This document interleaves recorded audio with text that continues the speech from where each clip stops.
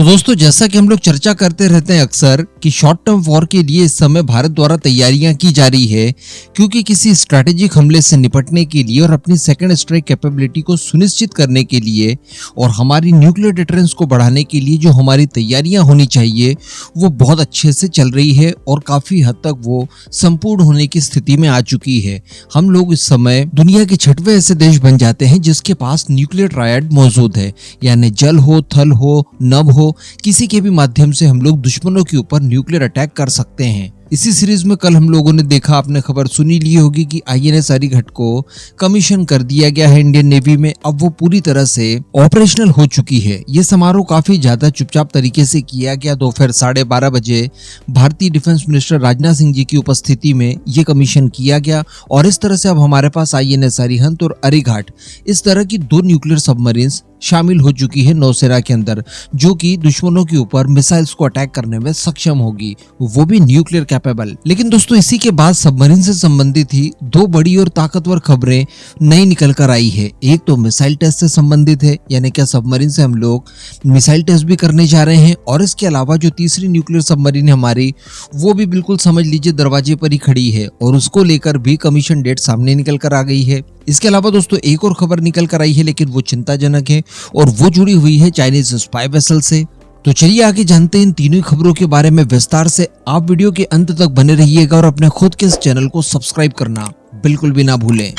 तो दोस्तों, डेफिनेटली इस समय चाइना की तरफ से जो अग्रेशन दिखाया जा रहा है, इसका ही नतीजा देखने के लिए मिल रहा है कि भारत अपनी तैयारियों को पहले की तुलना में कई गुना ज्यादा फास्ट कर चुका है। इसके लिए हमें चाइना को धन्यवाद देना चाहिए कि उसने सोते हुए भारत को जगा दिया। तो अब INS अरिहंत तो कल कमीशन हो ही चुकी है। इसके बारे में स्पेसिफिकेशन भी आप अलग अलग माध्यमों से जान ही चुके होंगे।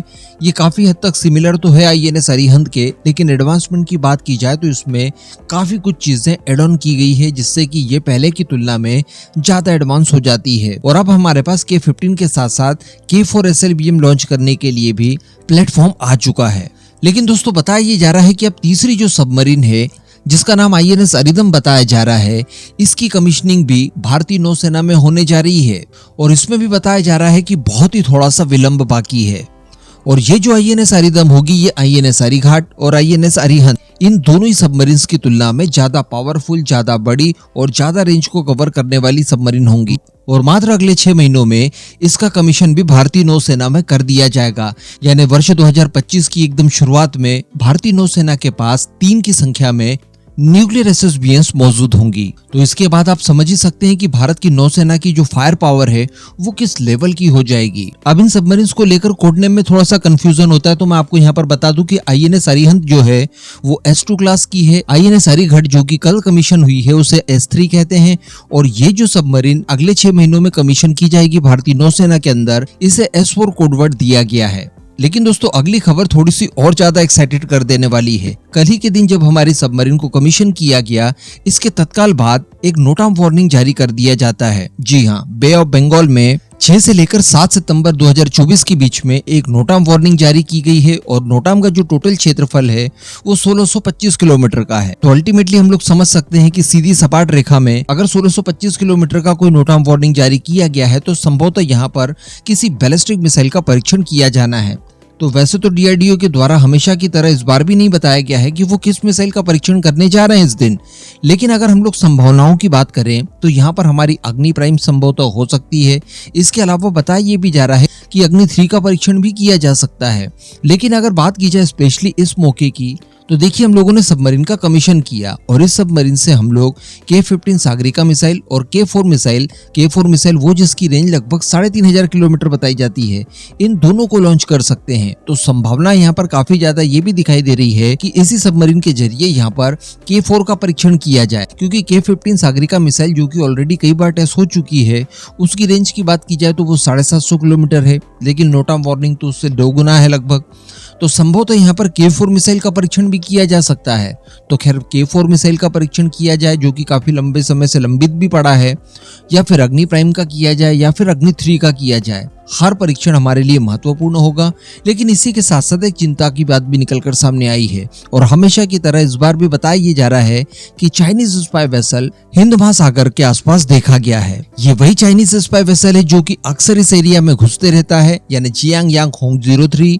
और बताया जा रहा है कि आज से 4 दिन पहले ही ये बंगाल की खाड़ी के आसपास देखा गया था और कुछ दावों के अनुसार ये चाइना के जियामेन की ओर आगे लगातार बढ़ते जा रहा है। हालांकि फिलहाल तो ये बताया जा रहा है कि इस चाइनीज स्पाई वेसल का कोई सीधा सीधा लेना देना नहीं है भारत की आगामी मिसाइल परीक्षण को लेकर, क्योंकि नोट ऑफ वार्निंग कल ही जारी की गई है, इससे पहले ही ये देखा गया है। लेकिन चाइना इतना ज्यादा मक्कार है, हम लोग जानते हैं कि अब चूंकि उसे पता चल चुका है कि नोट ऑफ वार्निंग भारत द्वारा जारी की गई है, इसके अलावा सबमरीन को भी कमीशन किया गया है, तो संभवतः वो अपने स्पाई वेसल को इसी क्षेत्र में बनाए रखेगा और अगर कुछ दूरी पर वो चला भी जा चुका है तो उसे वापस मोड़कर इस एरिया में भेजा भी जा सकता है। तो अल्टीमेटली हर बार का ये नाटक हो चुका है, हर बार इसके खिलाफ सख्त कदम उठाने के लिए हम लोग उम्मीदें करते हैं, लेकिन अभी तक इसको लेकर किसी भी तरह का कोई भी परमानेंट सॉल्यूशन भारत के द्वारा नहीं लिया गया है और इस तरह की गतिविधियां भारत के लिहाज से काफी ज्यादा खतरनाक हो सकती है। इस बात का विशेष ध्यान रखने की आवश्यकता है। जिस तरह से LAC के ऊपर हम लोगों ने चाइनीज गतिविधियों को लगाम लगाने के लिए उसकी बराबरी का ही जवाब प्रेजेंट किया और दिया भी, उसी तरह का जवाब उसे हिंद महासागर के अंदर देने की भी आवश्यकता है, वरना इस तरह से इनकी